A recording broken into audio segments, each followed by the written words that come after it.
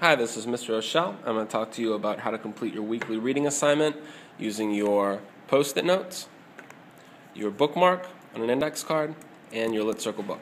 All right, so let's get started. First of all, you should have a Lit Circle book. This is an example of one. You don't necessarily have this book. This is Maniac McGee. First, you should have a question, and our first reading assignment is going to go along with this big question, so it should be right in the front of your book, and that is, how does the author characterize the main character of the story? That's a question that is going to guide us as we're reading. And all of the Post-it notes that we put down, all of the discussions that we have, they're going to center around this big question. So I'm going to start off. I'm going to read the story. And as I read the story, I'm going to pause every now and then. And I'm going to write down something that is happening that I think is important. And I definitely want to write something down if it connects back to my big question. So if it has to do with how the author characterizes the main character, I'm going to write it down. All right. So I started reading Maniac McGee, and there's a short chapter here. And as I was reading, I had a question, so I'm going to write that down now. Who is Finsterwald? If you have that same question, you can go ahead and put it in if you're reading Maniac McGee. And that came up on page 1 pretty much right away. So I'm going to put that right in the middle of the book. All right, the Post-it shouldn't hang outside of the book. That way it doesn't fall out. All right. So I'm going to continue reading.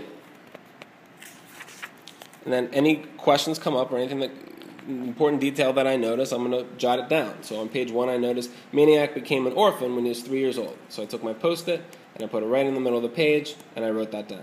And I continued. I'll leave it in there.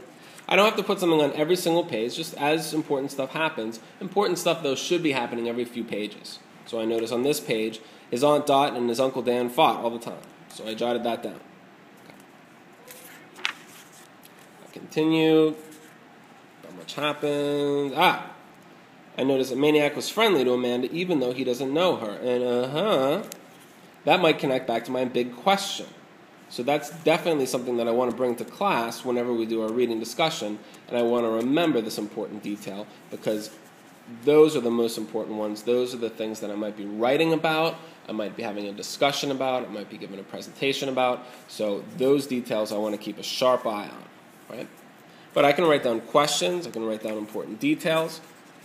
Anything that I notice. Right? And you see there's a few extra pages here where I didn't write anything down yet.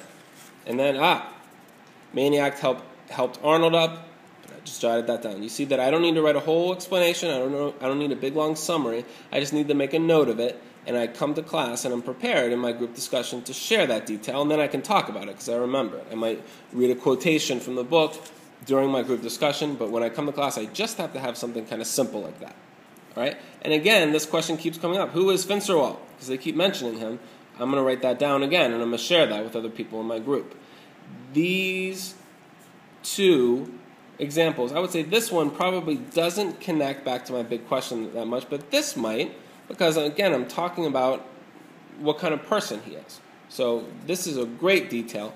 And as you come to class, you'll have 50 pages that you're showing me, 50 pages at a time, and if you have your Post-its up to page 50 like that, for every so many pages, I see Post-its, I see evidence that you were reading and you were annotating and taking notes, and you get full credit for your weekly reading assignment. The second part of that, though, is also your vocabulary card. And as I was reading, so I got to page 2, looks like, and I wrote down the word monument. I don't know that word. So I wrote down, look what I wrote. Monument 2, because the word monument showed up as I was reading. It's over here.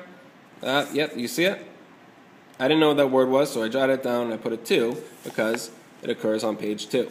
So keep a sharp eye for that, too. You want to write down the words that you don't recognize. You need to have at least 2, but you want to try to get as many as you can because you want to collect those words and eventually you're going to create quizzes for those. You're going to want to get as many words as you can, at least 2. All right, so you jot those down. Don't forget to put the page numbers of it, though. Very important. You can't just have the list of words. I also need to see page numbers to go with those. Very important. All right?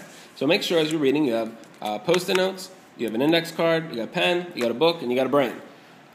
And come to class prepared with that every Tuesday or Wednesday, depending if it's an odd or even day, and you'll show that to me, and you'll participate in your group discussion. If you have any questions, feel free to email me. Thanks.